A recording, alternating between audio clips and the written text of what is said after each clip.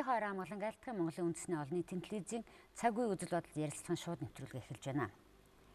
Би өнөөдөр нэвтрүүлэхдээ дөнгөж сая нэлээд олон түмний анхаарлыг татж байгаа хурлаас ирсэн нэгэн хүнийг урьлаа. Энэ бол Улсын хурлын гишүүн байгаль орчин аялал жуулчлалын сайд Дудлам сүрэнгийн оюун хорл юм аа. Тэгэхээр би хурлыг санамсаргүй дурдсангүй дурдсан юм бишээ гэж байгаа. Тэгэхээр хууль зүйн байнгын хороогоор өнөөдөр яг энэ асуудал хилцэгдэж байна л да. Энэ асуудал гэдэг маань одоо хүн болгон баг мэрэгжилтэн болчих гээд байгаа Эрдэнэтийн 49% худалдаж авсан тухай асуудал та. Та ажлын хэсгийн гишүүн юм байна. Хурал юу болоод та дундаас нь гараад ирэх шиг боллоо. Тийм ээ нэвтрүүлэгт орох гээд эсвэл дуусав уу? Дуусгаад гарч ирлээ. За тэгэхээр Монгол Улсын засгийн газраас ажлын хэсэг байгуулагдаж Эрдэнэтийн одоо 49% хувьчлалтай холбоотой асуудлаар ажилласан дүнгээ Монгол Улсын их хуралд бол танилцуулсан. За өнөөдөр Монгол Улсын их хурлын байнгын хороогоор хилцэх ажил бол эхэллээ. За ингээд ер нь бол засгийн газрын ажлын хэсэг бол за нэгдүгээр Эрдэнэтийн 51%-ийг бол төрийн өмчтөй байх ёстой гэдэг шийдвэрээ бол гаргасан. За өмнө нь бол бас хууль одоо зөрчсөн шийдвэр гаргасан байсан сайд нарын одоо тушаал шийдвэрүүдийг бол хүчингү болгосон. За энэ бол хууль зөрчсөн одоо бас үйл ажиллагаа бол явсан байсан. За хоёрдугаарт Эрдэнэтийн 49%-ийг одоо худалдаж авсан үйл ажиллагаан дээр хууль зөрчсөн үйлдэл байгаа эсэх асуудлаар бол өнөөдөр олон нийт бол нэлээд их одоо тийм хуваагдсан байдалтай, талцсан байдалтай, бие нэгэ хардсан байдалтайгаар ингэж ярьж байгаа. Тэгэхээр Монгол Улсын их хурлын ажлын хэсэг одоо байгуулагдаж энэ асуудлыг шалгахаар болсон ажлын хэсэг бол шийдвэрээ ер нь бол гаргаж ингээд шалгах зөв юм аа гэж үзэж байгаа. Тэгэхээр Эрдэнэтийн 49%-ийг авсан Mongolian Copper Corporation гэж одоо компани ямар мөнгөөр яаж худалдаж авсан юм бэ гэдэг асуудлыг хүмүүс гол нь ер нь бол сонирхоод байгаа. Тэгэхээр энэ асуудлыг бол Монгол Улсын засгийн газрын ажлын хэсэг бол шалгах боломжгүй. Нэгдүгээрт бид нар хувийн хвшлийн аж ахуйн нэгжийн дотоод үйл ажиллагаа, банкны тухай хуулийг зөрчиж гүйлгээг одоо шалгах эрх бол бидэнд байхгүй. Тийм учраас энэ дээр одоо засгийн газар удаан ажиллалаа, урдан хариугаа хэлсэнгүй ч гэдэг юм уу. Иймэрхүү бас одоо юмнууд яригдчих юм л да. Тэгэхээр энэ нь бол тийм бишээ. Хууль зөрчсөн үйлдэлүүдийн бол тасн зогсоогоод за Эрдэнэтийн удирдлагыг томилох асуудлыг одоо 51%-ийн тал болох Монгол Улсын засгийн газар шийдвэрээ гарганаа. Эрдэнэтийн төлөөлөн удирдах зөвлөлд одоо 51% нь олон тохиолдолд шийдвэрээ гаргах эрхээ эдлэнэ. Энэ бол хിവэрэ байна гэдэг ийм шийдвэр гаргасан. За өмнө нь бол Болор сайдын гаргасан тушаалаар бол Эрдэнэтийн 51%-ийг 28-23 болгож хуваагаад 23-ын сангийн ам дээр авсан тэр хувиа 49 тал нь хамтран эзэмшээд шийдвэрээ гаргах юм эрхийг эдэлсэн байсан. Тэгээ энэ бол хууль зөрчсөн одоо шийдвэр байсан. Тийм учраас өнөөдөр ер нь бол Эрдэнэтийн хувьчлалтай холбоотой асуудлууд бол одоо цаг хугацааны хувьд сонгуулийн үеэр давтсан ийм одоо шийдвэр байсан. Яагаад яарууд авчуу шийдвэр гаргав. За нөгөө талаас төр яагаад Эрдэнэтийн 49%-ийг аваад ард түмэндээ хувьцаа болгоод эсвэл тарааж зарж болоогүй. Өөр янз бүрийн хувилбаруудыг яагаад сонгосонгүй. Олон аж ахуйн нэгжүүдийн дунд яагаад өрсөлдөөнийг бий болгосонгүй гэд ийм одоо олон асуудлууд яригдж байгаа. Тийм учраас энэ одоо тодорхой хуулиудыг зөрчсөн асуудлууд байна гэж үзэж байгаа учраас ажлын хэсэг байгуулагдаад хуулийн хяналтын байгууллагад шалгуулъя гэсэн байдлаар өнөөдөр бол дүгнэлтээ гаргаж байгаа. Харин тийм ингээд сүүлийн өдрүүдэд чинь ингээд л хоёр талаасаа янз бүрийн байр суурь илэрхийлээд өөрсдийнхөө байр суурийг одоо зөвтгөлт байдлаар ингээд яриад ирэхээр чинь сүүлдээ бид нар ч одоо яг юу болчиход байгаа. Яг үнийг хэлэхэд өнөөдөр эдийн засгийн байдлын энэ дунд тэр нарийн ямиг ойлгох шаардлага бидэнд байгаа ч юм уугүй ч юм уу. Тэгээ саяын таны үгээр намайг нэг талаар тайвшруулж ин гэхүү дээ. Үнэхээр одоо тийм байгаа бол үнэхээр улсын хурал одоо дуудаж авчираад л шүүхийн танхим шиг ажиллахгүй юм байна. Тэр хууль хяналтын байгууллага яах юм байна? Энэ тодорхой шийдвэрүүд гаргажаа гэдэг.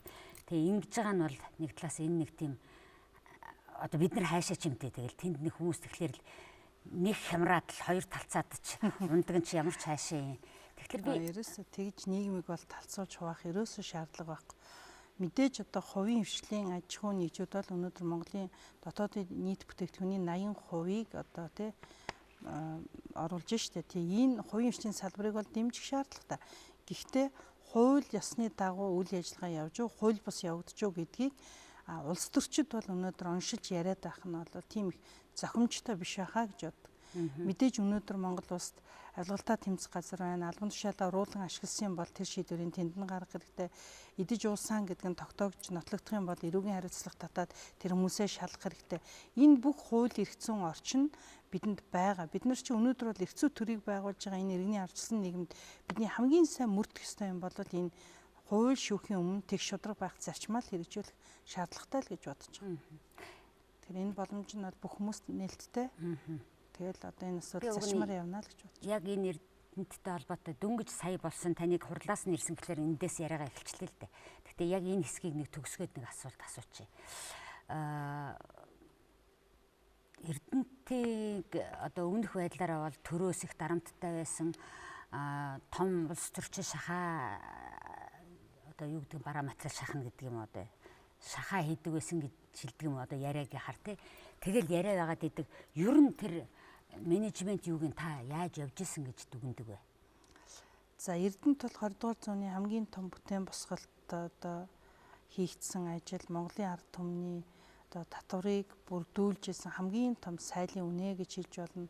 Тийм учраас энэ бол Монголын ард түмний өмч. За нөгөө талаас олон мянган хүн тэнд ажлын байраар хангагдчихсэн.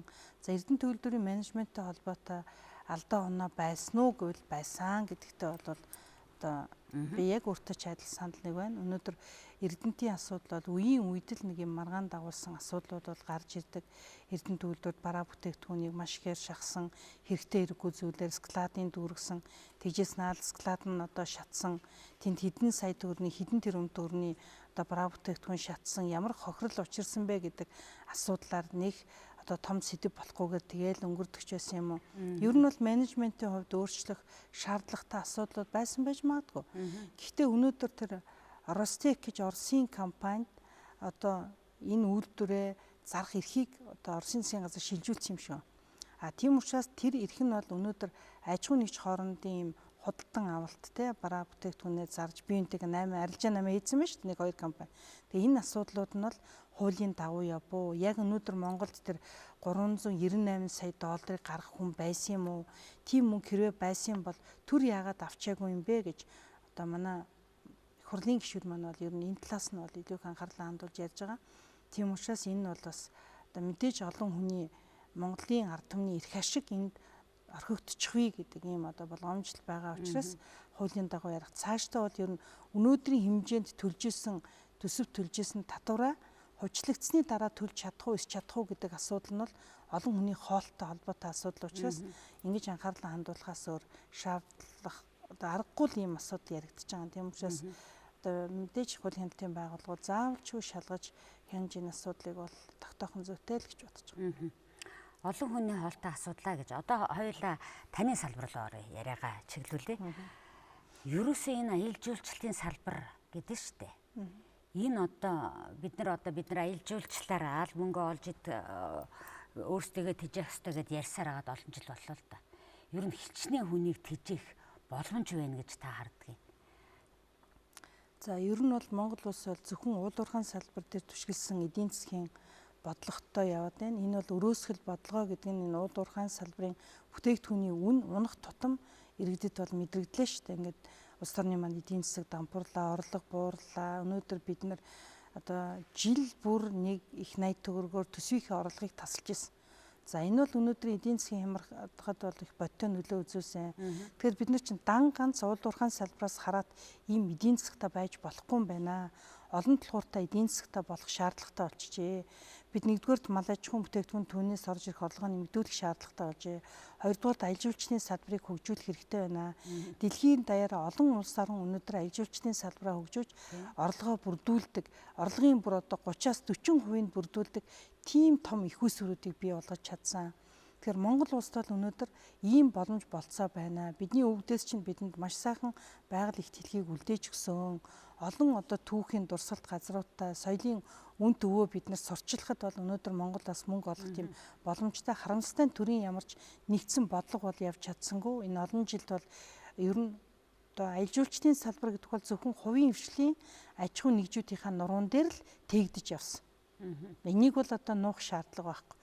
одоо хамгийн сайхан байгальтай газар нэг 10 гэр бариад хөрх юм нэг модон жарлангой бариад тэгэл нэг хідэн жуулчин өөрсдөө хөөцөж байгаа л гадаад дотоодынхныг авчраад тэгэл ингээл идэвхтэй ийм үйл ажиллагаа явуулсараад харьцангуй бас сүүлийн жилүүдэд төр бодлогоороо дэмжиж ажилласны үр дүнд өнөөдөр бол Монголд ирэх жуулчдын тоо нэг 450-аас 500 мянга орчим бас өнөөдөр аялал жуулчлалын салбарт нийт нэг 50 мянга орчим хүн ажлын байраар хангагдан ажиллаж байна. Цаашдаа бол бид энэ тоогоо өсгөх хэрэгтэй. Ядаж удирдлагын чанартай. Удирдлагын чанартай учраас нэг 50 мянган хүн ажиллаад байна. Тэгээ энэ бол тэр удирдал. Гэхдээ энэ бол утаагүй үйлдвэрлэл мөн. Орлого нь иргэн бүхэнд тийш хүртээмжтэй очиж чаддаг хамгийн одоо тийм зөв ийм одоо үйлдвэрлэлээ гэж ойлгодог. Тийм учраас өнөөдөр Монголын энэ сайхан баялагийг за тэр тусмаа нүүдлийн соёл иргэншлийн өвийг тээж байгаа энэ Монголын ард түмнийг сонирхож ирж үзэх юмсан баг өнөөдөр Монгол улсын тогтвортой хөгжил гэдэг чинь өөрөө баг оргиороо Монгол улсад байдгийн байна. Малчин айлын гадаа очихтол өнөөдөр ямар ч одоо тий нарны эрчим хүчийг ашиглаад тог цахилгаанаа хэрглэждэг, гар утсаа барьждаг, одоо юу гэдэг нь те хөргөчөө ашиглаждаг, амьдралын хэв маягаа хамгийн ногоон байдлаар хамгийн эрүүл тийм доктортой хөгжлийг авч явж чадж байна гэж харах тийм загварыг дэлхийн нийт бас олж хараад байна. Тийм учраас бид бол бүх юмаа одоо те монголчууд бас нэг тийм хүчилгүү сул дараа гэж ярихаасаа илүүтэй бидний тэр өвд дээдсийн үлдээж өгсөн ориг амьдрал чинь магадгүй одоо ирээдүйд цаг үеийн их гоё нэрээр нэрлээд байгаа тэр доктортой хөгжлийг хангахад бас их хүнтэй чухал нэмэр оруулах юм байна гэж. Энийгээ бид нэр аялал жуулчлалын салбартайгаа хоолоод бас энэ одоо доктортой аялал жуулчлалыг хөгжүүлэх тийм боломжийг гаргах шаардлагатай. Ингийн бол бид нар нэг 100 мянга орчим хүнийг ажлын байртаа болгох юм бол дотоодын нийт бүтээгдэхүүнийхаа нэг 14 орчим хувийг бид нар энэ зөвхөн аялал жуулчлалын салбараас оруулах тийм боломж болцоо бүрднэ л гэж харж байгаа. Гэхдээ одоо сая эн чинь АСЕМ-ийн үеэр зочид буудлуудын хүрэлцээ маань юу илээдээ эн чинь бид нар чи хичнээн хүн авч чадах үлээдээ гэл ингээд бас л нэг тийм эргэлцсэн өнгөтэй яриа явлаа шүү дээ. Ер нь тэгээд бид нар хүрээдэр гэдэлээдэг тэгэл таны хэлдэг тэр нэг модон жоролттой 5 гэрээс аваад ах юм уу гэхэлэр яг бодит болцоо маань юу юм? Одоо тэгэхээр бид нар бол нэг ийм одоо бодлогыг явуулна гэж бодож байгаа. За ер нь бол АСЕМ-ийн одоо хурал Монгол улсад босноо л манай одоо аялал жуулчлалын салбарын зочид буудлууд, үйлчилгээний салбарын ер нь бол өнгө төрхийг бол өөдөн татсан, засаг залруулсан. Энэ бол том одоо тий бас нэг бэлтгэл ажил сорил болж өгсөн байна. Сая бид нар одоо Торгоны замын 33 орны 150 гадаадын зочид төлөөлөгчдийг хүлээж авч дэлхийн аялал жуулчлалын байгууллагатай хамтарч нүүдэлчдийн замаар аялах уу гэдэг юм олон улсын хурлыг зохион байгууллаа. За энэ хурлын үеэр ирсэн бүх гадны зочид төлөөлөгчид аялал жуулчлалын том компанийн бол үнэхээр бид анх удаага Монголд ирж байна. Монголыг бол бид нар үзэх хэрэгтэй байна. Үнэхээр өвөрмөц соёлтой, өвөрмөц түүхтэй, маш сайхан зочноттой энэ сайхан ард түмэн юм байна гэд. Ер нь бол ингээд ирэх жуулчдынхаа тоог бид нар татаж нааш нь авчрах хэрэгтэй байна, хамтрах хэрэгтэй байна гэж ярьж байна. Бид юуг бэлтгэх ёстой вэ гэвэл нэгдүгээр аялал жуулчлалын салбарын дэд үтсээ бид нэр одоо бэлэн болгох хэрэгтэй байна. Ядаж өнөөдөр аялал жуулчлалын компаниудад тавьдаг стандарт шаардлага нэгдүгээр сайжруулах шаардлагатай байна. Хоёрдугаар төрөөс өнөөдөр ямар нэг одоо гадаадын жуулчид ирэхэд үздэг хардаг тийм одоо түүхийн соёлын дурсгалт газруудыг төрөөс мөнгө гаргаж тогтчулж үзэж хардаг юмтай болгомоор байна. Зөвхөн асуулт мөнгөний тухай яриа. Хувийн хвшлийн нуруунд дээр энийг үүрүүлээл ингээд суугаад байх юм бол бид нар ямар ч жуулчныг татахгүй шүү дээ. Одоо жишээлбэл Оросын холбооны бас Хятадд ч гэдэг юм уу те зөвхөн Чингис хаан одоо те ташуураа унгаагаад явсан газраа гэд өнөөдөр Хөх хотод тийм үү жишээлбэл ингээд хөгжлийн тодорхой салбараа аваад явах аялал жуулчлалаар ингээд мөнгө олоод эхэлсэн байна шүү дээ. Тэгэхээр энийг бид нар өөрсөн дээрээ хийх Чингис хааны төрсэн газар нутагт нь бид нар аялал жуулчлалын том төвийг байгуулад тэнд өнөөдөр жуулчдыг татах боломж байна уу? Байна. Энийг ирж үзье харъя сонирхъя. Энэ хүн ямар газар төрсөн, ямар энергитэй, эрчтэй хүчтэй ийм газар байдгийн бэ гэж харна гэхээр очих газар нь бидэнд ямар ч одоо дид үтс байхгүй, үзэж харах юм байхгүй. Ер нь иймэрхүү байдалтай л байгаа жишээ. Энэ их олон жил яригдсан шүү дээ. Тэгэхээр би сая та яриагаа үргэлжлүүлээд ярьцгаа тэр дунд чинь тэгэл мөнгө шүү дээ. Би тэр Чингис хааны хөх зүрхний хар нуур гэд Чингис хааны түүхтэй холбоотой тэр газар очиж үзлээ шүү дээ. Сумынхаа хөрхий хэр чинээгээрээ л одоо тэнд юм хийжээ. Яг энэ тэгшин газар дээр ингэж яаж. Тэгэл нөгөө нэг хідэн зураг нь халдсарчихсан, тэрнийг юм нь хугарчихсан. Тэгээд тэр учир замбраагүй кемпүүд ингээ барьчихсан. Тэг энийг нэлээд том мөнгөөр надад бол одоо ийм бодож байгаа байхгүй. Бид нар их олон тэрбум төгрөгийн зээл, тусламж, дэмжлэгийг гаднаас ингээд авдаг. Тэр болгоныгоо бид нар зөвхөн одоо тий уул уурхайн салбар, дэд үтсийн салбар руу ингээд зориулаад тэр мөнгийг гаргадаг. Гэтэл тэр бол урт удаан хугацаанд тэр мөнгө одоо эргэж төсөвт орж ирэх одоо боломж нь бас гарч ирж байгаа юм та. Тэгэхээр аялал жуулчлалын салбар бол тодорхой хөрөнгийг гаргаад тодорхой хугацааны дараа тэр бас орлогоо олох одоо магадгүй өнөөдөр Монгол Улсын эдийн засгийг өсгөхөд эдийн засгийн одоо солонгоруулахад хамгийн том хувь нэмэр болж чадна гэж бодож. Тэгэхээр зөрөгтэй бид нар энд одоо бас тодорхой хэмжээний хөрөнгө мөнгийг гаргаж энэ салбараа хөгжүүлвэл энэ Монгол улсыг бүхэлдэн сурчлах нөгөө талаас манай залуу үе маань түүхээ мэддэг, уламжлалаа мэддэг, үнд зүйлээ мэддэг ийм ард түмэн болох байхаа гэж бодож. Нэг талдаа эн чинь бас соён гэгэрүүлэх ажил болох юм байна гэж харж байгаа шүү дээ. Тийм учраас одоо сая Дэлхийн аялал жуулчлалын байгууллагын хурлыг болоход одоо яг үнэ хэлж байгаа. Бид бол мөнгө төрөггүй эдийн засгаа өсгөх хэрэгтэй.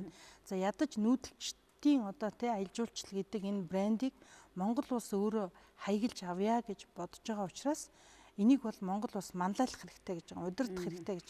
Тэгэхээр энэ Азийн бүс нутагтаа бид нар энийг хийнэ гэж бодож байвал ядаж аялал жуулчлалын үндэсний төв хэрэгтэй.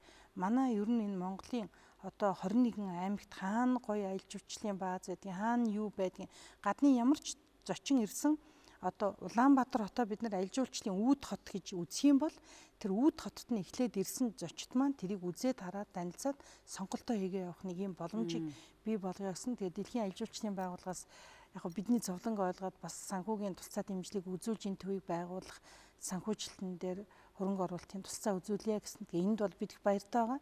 Яг өгөө гэвэл ганцаасаа уйлыг гэвэл сохроосоо гэж нэг монголчууд хэлдэг шүү дээ. Тэгэхээр гадныхны тэр бас нэг монголчуудыг дэмжиж туслая гэдэг байгаа тэр нэг сайхан сэтгэл итгэлийг бол бид нар харин алдахгүй өгсөн 5 төгрөгийг үнэхээр хүний нүдэнд харагдаж гарт баригдах ажил хийх хэрэгтэй л гэж ингэж бодож байгаа. Тэгэхээр бид нар энэ ажлыг бол тийм ажил болгож чаднаа л гэж одоо бодож зорж яваа. За та аялал жуулчлалын салбарт бас өөрийн гэсэн тодорхой гадны мөнгийг орж ирлэх тухай мэдээлэл өгчлөө гэж бодож байна. Би таны дараагийн одоо таны одоо сайдаар найдалж байгаа яам бол байгаль орчин аялал жуулчлалд АЖ2 үсгийн тухайд бол ингээд ярьчлаа. Би одоо БО буюу байгаль орчны хан салбарын тухай ярих гэдэг юм л да. Гэхдээ энд ногоон хөгжил гэдэг үг байсан авагдцсан. Яагаад авагдчихв? За яг засгийн газрын бүтцийн асуудлыг ярихад ер нь бол бас ер нь бол байгаль орчны асуудал гэдэг бол бүхэлдээ өнөөдөр бол экосистемийн тэнцвэрийг хадгалах, хамгаалах, тэгээд ногоон байлгах, ногоон хөгжлийн тухай асуудал дотроо ордог. Тийм учраас энэний тухай асуудлыг бол бид нэр заавал нэршилтэд оруулаад авах ш үйл ажиллагаагаараа агуулга дотор аваад явах тийм боломжтой гэж одоо үтсэн учраас ингэж томьёолсон. Би нөгөө бид нар ч одоо нөгөө сэтгүүлчд болохоор нэрэн дутга учир байдаг гэж ярьдаг. Тэгээд дэлхийн өнөөдөр ногоон хөгжлийн тухай чанга ярьж хахад тэрлүү бүх асуудал явж хахад алга болгоцсон нь яаж байгаа юм бол гэж надад нэг тийм зураг хусан бодол төрж ирсэн би асууж байгаа. Ойлголоо. Хариултыг авсан гэж үзье. Одоо хоёулаа түрүүн та энэ аялал жуулчлалын салбартаа ямар ч байсан биднийг дэмжигээд тодорхой хэмжээнд хөрөнгө оруулалт авахар боллоо гэж ярьж штэ. Одоо байгаль орчинтой холбоотойгоор та энэ хотын хөрсний бохирдлын асуудлыг их ярьдаг хүн л дээ. Тэгээ ярьж байхдаа ер нь одоо гадны хоёрч төсөл одоо манайд бас яаж энэ хөрсний бохирдлыг бууруулах талаар ажиллана гэд ингээд хэлчихлээ л дээ. Тэгэхээр би энд хоёр төсөл яг юу вэ гэж асуухаасаа өмнө би танаас юу асуух гэж юм гэхээр ингээд ярьчихаар байна шүү дээ. Одоо сайдхан ингээд ярьчихаар за бид нар ч одоо хөрсний бохирдлоо нэрээ тиймдээ гадны хөрөнгө оруулалтгүй бид нар одоо өөрсдөө хизээч хийдэггүй чи гэдэг сэтгэл төрүүлээд байгаа юм биш байгаа даа гэж бас ийм бодол төрсэн байхгүй. Яг уу ийм л зүйл байгаа юм л да. За бидний нүдэнд бол хамгийн ил байгаа одоо хотын нэг том асуудал бол агаарын бохирдлын асуудал. Энэ сэдвийг энэ цаг үед одоо тий өнөөдөр ярихгүй энэ тухай боддгоо тийм иргэн бол байхгүй. Бүхэн яаж агаарын бохирдлоо бууруулах вэ? Энэ агаарын утаанаас олж би өвчин зовлонд тусчих вэ? Бас болгоомжлох, хамгаалах тийм хандлагууд бол маш сайн бий болсон. За энэ чиглэлээр бас олон улсын байгууллагын төсөл хөтөлбөрийг хэрэгжүүлж оюугийн засгийн газруудаас тодорхой ажлуудыг хийсэн. Түүний үр дүнд бас өнөөдөр энэ агаарын бохирдлын одоо хэмжээ бол тодорхой хэмжээгээр бас буурсан. За нөгөө талаас өнөөдөр энэ дэлхийн дулаалал гэдэг бол өөрөө агаарын бохирдлыг бууруулахад бас нөлөөлж шít. Одоо үргэлж нөгөө их айхтар хэмжээгээр төлдөг байсан нүүрсний хэмжээ бол бас багасж байна. За нөгөө талаас төр засгаас явуулж байгаа энэ бодлого арга хэмжээнүүд бас тодорхой одоо дэмжлэг болж байна. За нөгөө талаас өнөөдөр бид нар энэ шөнийн эрчим хүчний тарифыг хөнгөлөлттэй үнээр энэ гэр хорооллынхантай өгчиж чадвал тэр хүмүүс өнөөдөр эрчим хүчээр цахилгаанаар гэрээ халаах, орон сууцаа халаах, байр ашингаа халаах тийм боломжийг хангаад өгч байгаа. За энэ бол өнөөдөр төрийн одоо зохицуулалттай болго. Та бол боломж олдвол гэж шүү дээ. Өмнөх засгийн үед бол энэ өмнөх хэрэгжижсэн энэ шийдвэрийг бол байхгүй болгосон байхгүй юу? Гэр хорооллын айлуудад одоо тий шөнийн халаалтын зардлын тарифыг хөнгөлөлтдөг байсныг хөнгөлтгөө болгоцсон. Бид нар бол одоо юу гэж ярьж байгаа вэ гэхээр Монгол Улсын 17 оны төсөв хэлцгээд агаарын бохирлыг бууруулах санд нэг 5 тэрбум төгрөгийг ядаж суулгаад өчгөө. Өмнө нь бол 30 тэрбум төгрөгийг өгдөг байсан. Одоо бол тэр сангийн бүр байхгүй болгосон тусгай сангийн. Тэгэхээр асуудал нь байхад санг байхгүй болгож байгаа нь өөрөө их буруу үйл явцаа. Бүх хүн өнөөдөр агаарын бохирдлынхаа эсрэг төр засаг бодлого шийдвэр гаргаж ажиллаач гэж ингэж дуурч байхад бид бол тодорхой ажлыг хийх ёстой. За мэдээж хүнжлийнхээ ярээр хөлөөж ий гэдэг шиг эдийн засаг хүнд ийм байгаа үед бид нар одоо тийм их мөнгийг гаргаж чадахгүй байх. Өмнө нь яагаад энэ одоо сангийн нэр хүнд унаад энэ санг татан буулгах дээр өрсөн бэ гэхээр тухайн одоо сангийн үйл ажиллагааг явуулж исэн удирдлагууд шоронд ороод санхүү төсөв хөрөнгө мөнгө эзэн уулсан юм янз бүрийн юмнаас болоод үндсэндээ энэ сангийн үйл ажиллагаа бол нэр хүнд нь ингээ унтсан. Тэгэхээр нөгөө энэ шигэл ийм одоо замбраагүй юм байдгийн бахаа гэж бодож хүмүүс бас тэгж хандсан бахаа гэж бодгийг. Тэгэхээр энэ бол их буруу үзэгдэл. Ер нь бол өнөөдөр агаарын бохирдлыг одоо гаргаж байгаа тэр дөрвөн төрлийн татварыг бол одоо иргэд аж ахуйн нэгжүүдээс бол хурааж авдаг. Энэ татварыг авж байгаа гол зорилго нь бол эргээд агаарын бохирдлыг бууруулахад зориулах л ёстой.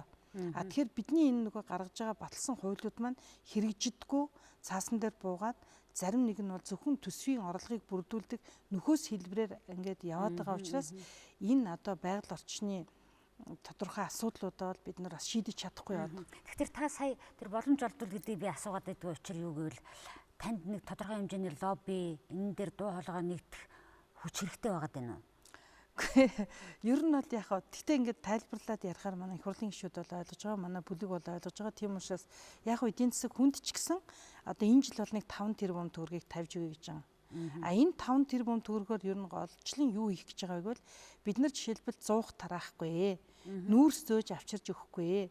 Бид нар зөвхөн эрчим хүчний шөнийн цахилгааны тарифыг хөнгөлөхөд зориулж тэр айлуудын зардлыг төрөөс хариуцдаг тэр тогтолцоог л бий болгоод өчөө гэж. Одоо өвлийн 3 сар эрчим хүчээр шүн гэрээ халаачдаг тий байх юм бол тэр айлын ч гэсэн амьдралд арай л тийм аятайхан тоглог тавтаа тийм орчин бий болно л гэж бодож байгаа. Тийм учраас энэ нь бол илүү одоо сайн үйлс байх болно гэж бодоод байна шүү дээ. Гэхдээ цаашдаа бол энэ байгаль орчны салбарыг одоо ер нь бол байгаль орчны салбарын экосистемийн тэнцвэр бол аюул их алдаж шүү дээ. Тэгэхээр энэнийг одоо хамгаалах чиглэлийн үйл ажиллагааг явуулахад олон нийтийн дэмжлэг, за нөгөө талаас төр засгийн одоо маш их том дэмжлэг зайлшгүй шаардлагатай хэрэгтэй. Тань шиг юм мундаг сэтгүүлчид бол бидний ажлыг дэмжиж энэ байгаль орчныг хамгаалах үйлсд хувь нэмрээ оруулаад байвал энэ салбар өөрөө бас хамгаалагдах тийм нөхцөл боломж бол бүрднэ гэж бодож байгаа юм. Лобби таны талд авах хэрэгтэй бараг л хий гэж хэлэх шахал та. Ингээд харин нэг сонио асуулт төрчлөө. Та ер нь өөр 65 гишүүнтэй одоо өөрийн чинь нэр дэвшиж гарсан нам 65 гишүүнтэй их хуралд байлуу? Би 72 гишүүнтэй бүлгийн гишүүн байсан. Тэр үед бол манай намын бүлэг бол олонхоороо шийдвэрээ гаргадаг. За ер нь бол тэр үеийн одоо анх их хурлын гишүүн байлаа да. Бид ч ер нь кнопчингууд байсан. Тэр үед бол манай намын удирдлагууд удирд зөвлөл юу шийдвэр гаргана, дараа нь юу хичээлнэ. Тэнд бол ер нь дотооддоо ч гэсэн бид нар их олон зүйлийг ярихгүй асуухгүйгээр асуудлуудаа шийдээд засгийн газраа дэмжиж тэгэд явдаг байсан. Энэ бол тийм сайн зүйл бас кнопч байсан. Тэгтээ энэ бол тийм сайн загвар бишээ. Өнөөдөр бол Монгол Улсын парламент гэдэг бол өнөөдөр олон ургалж үзэл бодлыг уралдуулдаг хамгийн сайн одоо тэр оюун санаа үзэл бодлыг зөв шүүн тунгааж гаргаж ирж ээж Монголын төрийн бодлогыг зөв зэгцтэй явуулах судалгааны үндсэн дээр арай илүү зөвшөлдсөж ярилцаж олонхоороо шийдсэн тэр шийдвэр бол зөвл шийдвэр байдаг. Тэгэхээр тэр талдаа бол Монгол Ардын нам 90 жилийн түүхтэй энэ төлөвшсөн нам бол чаддгаа гэж боддог.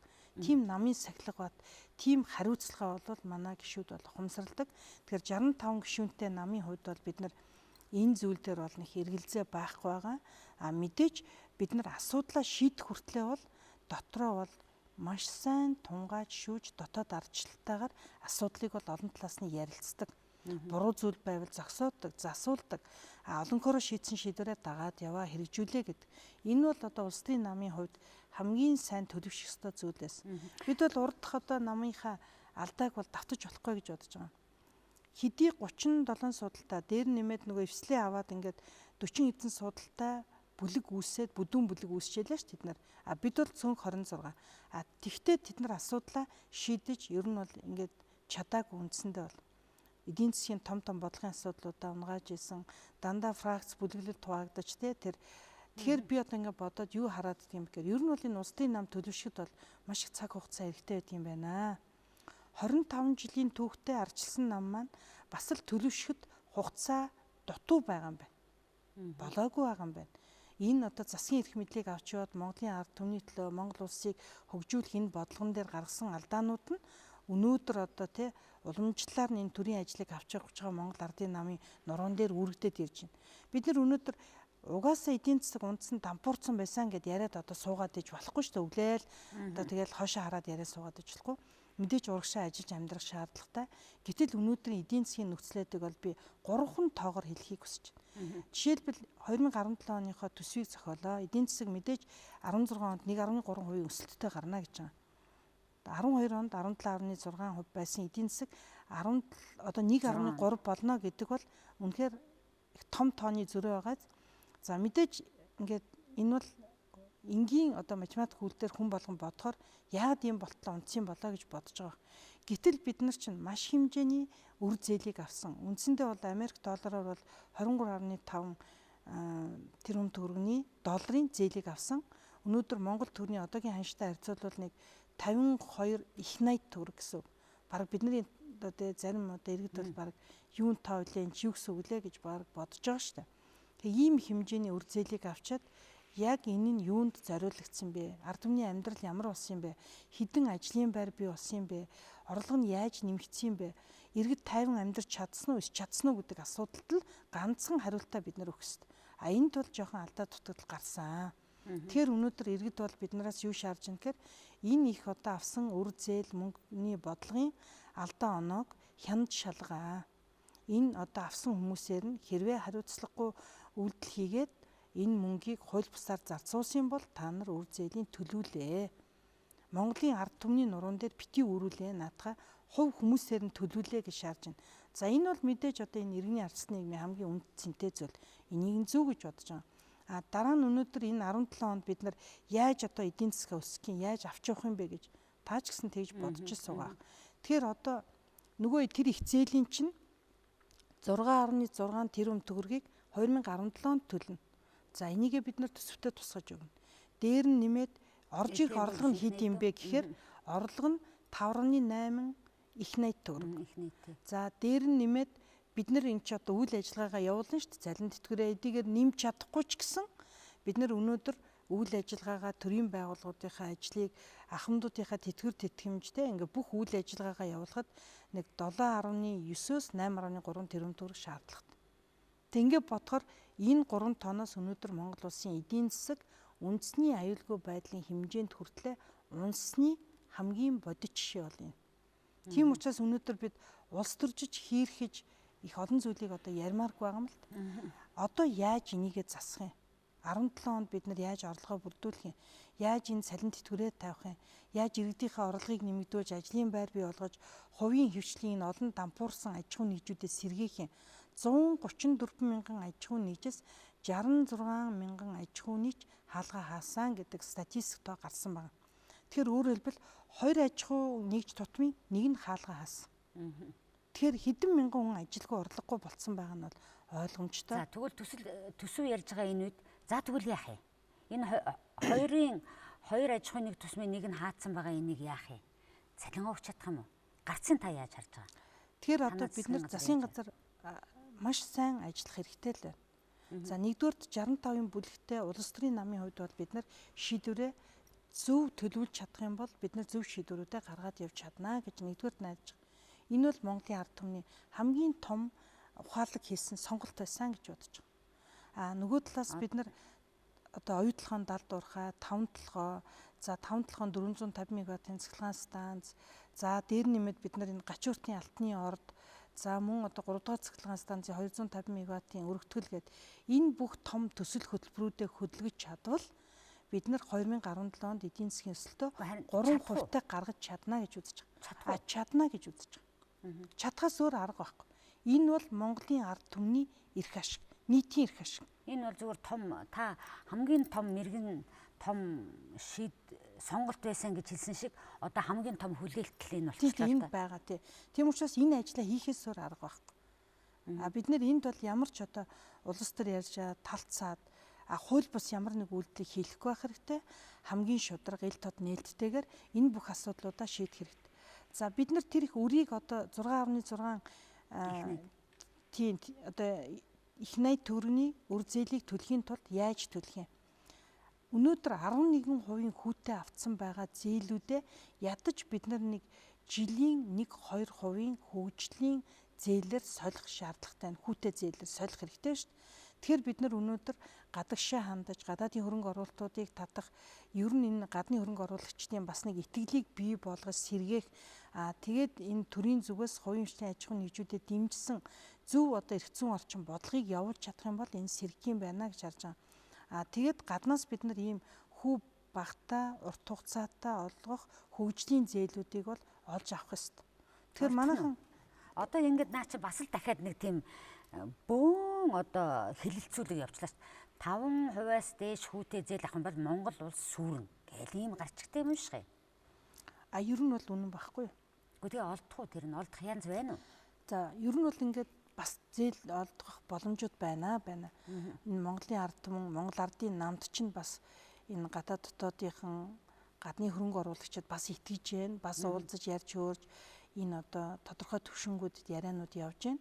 Тэгтээ тэр мөнгийг бол бид нар үнэрлээд суух нь бол харин илүүцгэж байна. Одоо өнөөдөр ингээд наа чи юу гэсэн үг вэ? Үнэрлээд суух нь илүүц гэдэг яг юу гэсэн үг вэ? Би бол ингэж бодож байгаа. Одоо жишээлбэл манайхан ингээд хятад руу яваад ер нь ингээд бас тодорхой хүчлийн зээлүүдийг авах асуудлууд ярьлаа гэхээр хятад руу яваад жишээлбэл одоо юу гэдэг нь те Монгол ардын намын дарга зээл авахар болчихжээ. Энэ бол одоо хятадуудаас авах гэж байгаа мөнгө юм уу гэд ингээд ч юм уу те ингээд ярьж байгаа сони хөвлөр бас юм яваад нь шүү. Тэгэхээр энийг бол би буруу гэж бодож байгаа маа. Ер нь бол өнөөдөр Монгол улсын тусгаар тогтнол бүрэн бүтэн байдалд бол те ямар ч улс орон халдаж орох тийм боломж байхгүй. Хизээж бид тийм сонголтыг хийлгэхгүй. Бид бол өнөөдөр ардчлалын одоо те энэ замыг сонгоод авсан Монголын ард түмэн бол энэ дээр бол хатуу. Бид өнөөдөр бидний зэрэгцээ байгаа улс орнууд хөгжөөд байхад бид яагаад хөгжиж чадахгүй үр зээлэндээ баригдаад улам хөгжлөн сул дорой 3 сая иргэнэ ийм арчаагүй дорой амьдруулж байгаа юм бэ гэдэг дээрээ дүгнэлт хийх ёстой. Энийг бол өнөөдөр улс төрчид илүү их бодох ёстой. Харин тий.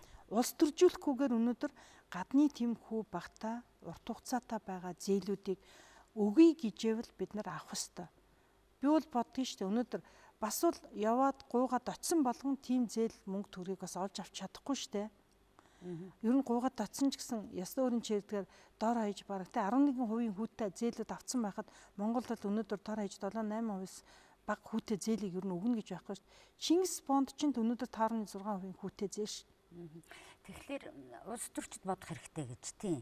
Тэгэхээр танд одоо энэ 65 гишүүнтэй гэдэг ингээд яриад байна шүү дээ.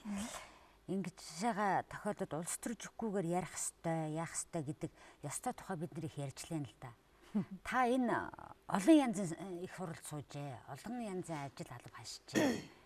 Гэхдээ нэг болчих байгаа даа гэдэг би таныг зөвхөн намын төлөөлөл гэдгээс биш энэ их хурд сууж байгаа олон их хурд суусан эмэгтэй гишүүнийхээ хувьд хандлагын хувьд тань мэдрэгдэж байгаа бодлоос хуваалцаач л гэж харж байна.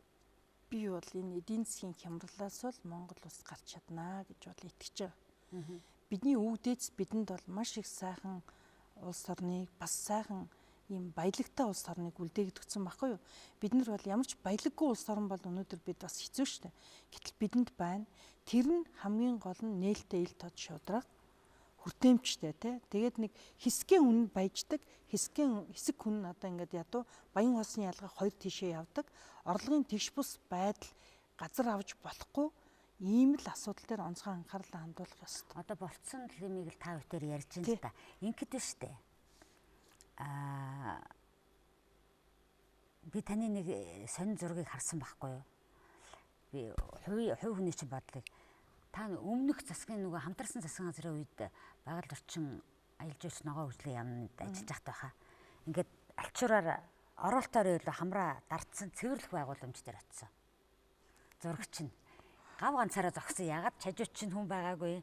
Ганцаараа ингээд зогсон. Бүр бодол болцсон. Тэгээд тэрний дараагаар яг ямар ч байсан ажлууд эхлээд Францаас цэвэрлэх байгууламжийг янзлах гэж Асеми үеэр чинь бас нэг жоохон янзлаад авлаа шүү дээ, тийм ээ. Тий. Тэгэд энэ бүхнийг ингээд хараад таны тэр зургийн дорох комент энтрийг би сая гинтгэн бодохгүй. Ингээд та энэ олон ажил гэж хахад тех ёстой бид нар одоо ингэмээргүй байх гэхлээр л ингээд талаас нь янз бүрээр ингээд хэлэхээр улс төрчид зүр таалагдах гэд бодоод ингэж олон түмэн ингэж болохгүй юм байна гэд ингэчтийн биш байгаа да. Хийх гэж байгаа бол шийдэж байгаа бол зоригтой шийдвэрийг гаргах тэр гол юм нь тэр болчиход байгаа биш байгаа. Заримдаа бодох. Ер нь бол тийм шүү дээ. Ер нь бол тийм чи буруу үстэй. Хувь хүнж бай, улс төрчч бай. Ер нь бол нэг тууштай, бодлоготой, зарчимтай амьдарч бид нар сурах хэрэгтэй юм шиг байгаа. Харин тий. Ярьсныхаа эсрэг үйлдэл хийдэг хүмүүс бас зөндөө олон болчихж л дээ. Би жишээлбэл тийм юмд бол аягүй дургу. Яг магадгүй одоо баг энэ 20 жилийн улс төрийн амьдралд ингээд тоон дотор нь явж байна. Тэгээ энэ улс төр гэдэг чинь өөрөө бол бас маш их тийм цаг хугацаа шаардаж туршлах суудсан юм байна л да. Би бол өнөөдөр Монголын парламентэд олон сайхан улс төрчтэй хамт сууж бас улс төрийн тогоонд чанагдаж улс төрийн тогоонд байгаа тэр олон хүмүүсийн үнд зүйлээс бас суралцлаа шүү дээ. Өнөөдөр бол энэ Монголын ард түмний бараг түүхийн өв тээгчд болсон сайхан улс төрчд бол манай намд олон байгаа.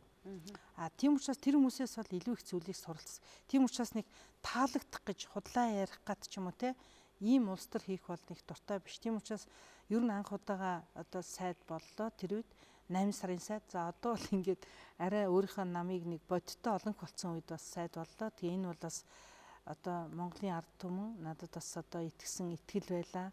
Би бол намын листээр орж үзээгүй шүү дээ. Дандаа сонгогдож ард түмний дундаас сонголтоор мажоритар системээр сонгогдож байсан.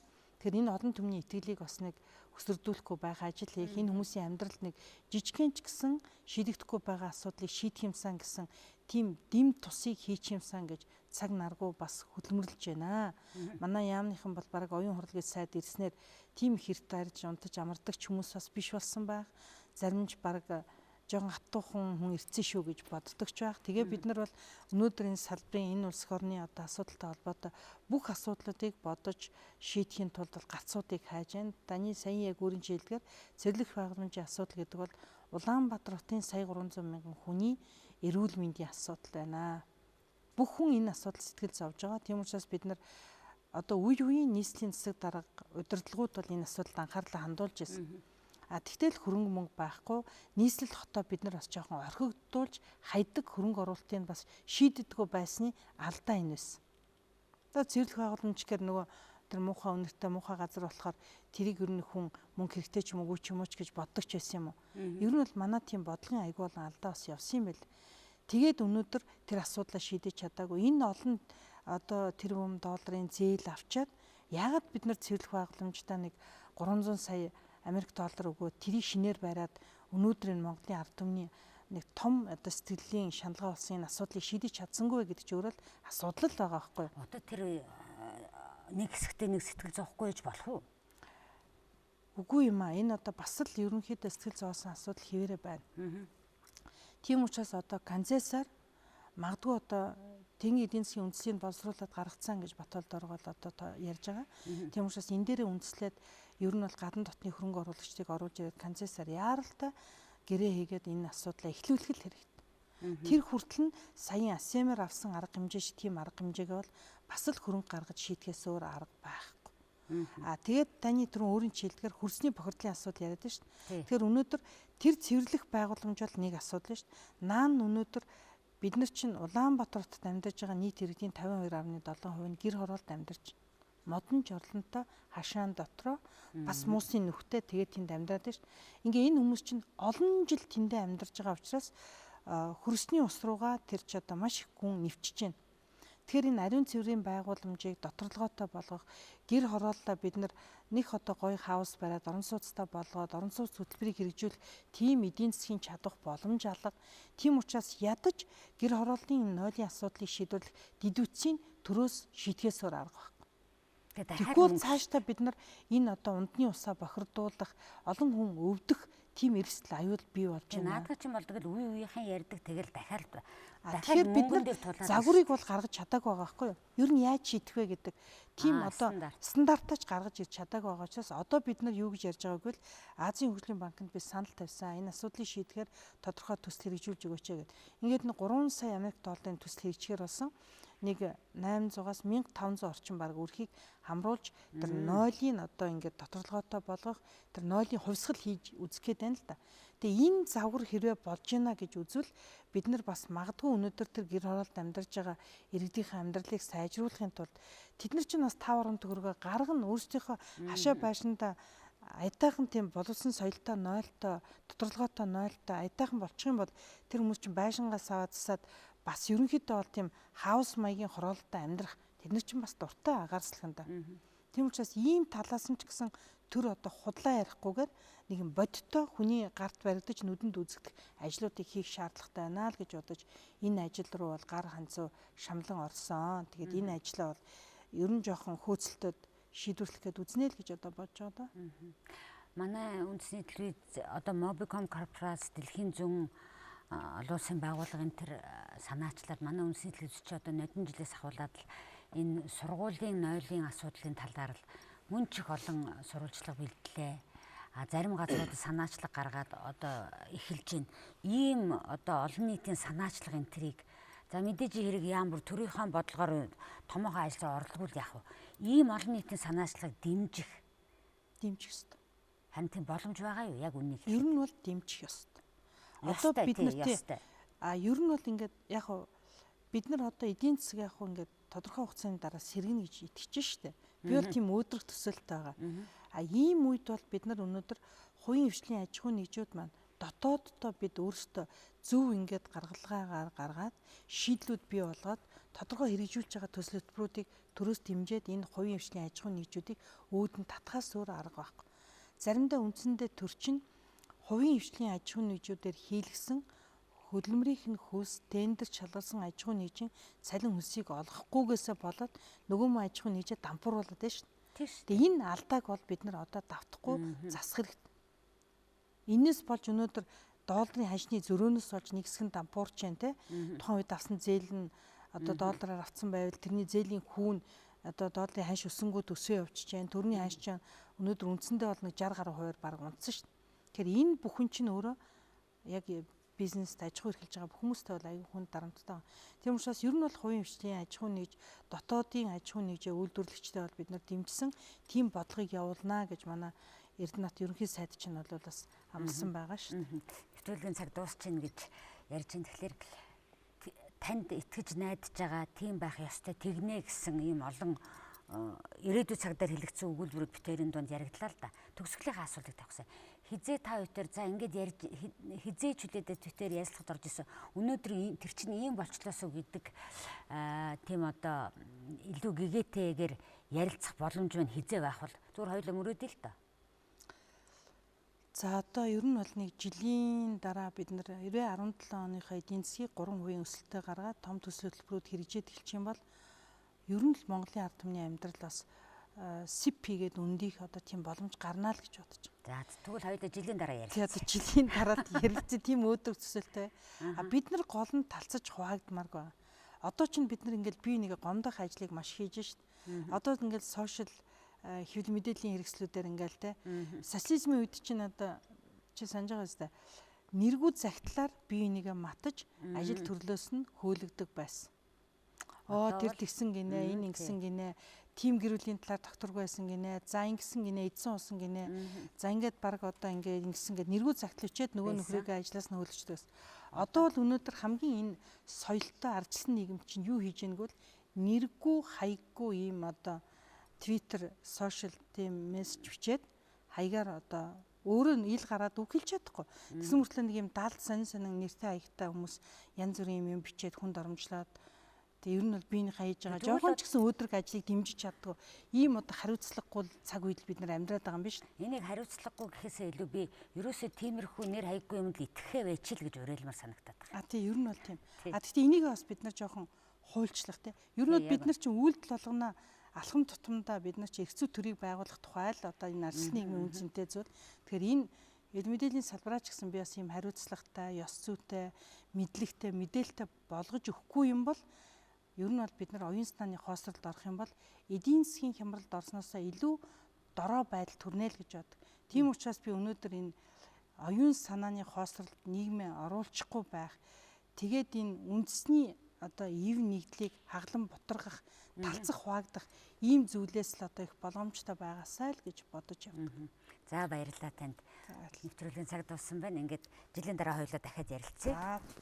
Цаг үйл бол нэвтрүүлгийн энэ удаагийн дугаар өгөр өндөрлж байна. Өнөөдөр манай нэвтрүүлэгт улсын их хурлын гишүүн байгаль орчин аюулж уучлалын сайд Дулам сүрэнгийн оюун хорол оролцлоо. Анхаарал үзэгчдээ баярлалаа. Сайхан амраарай.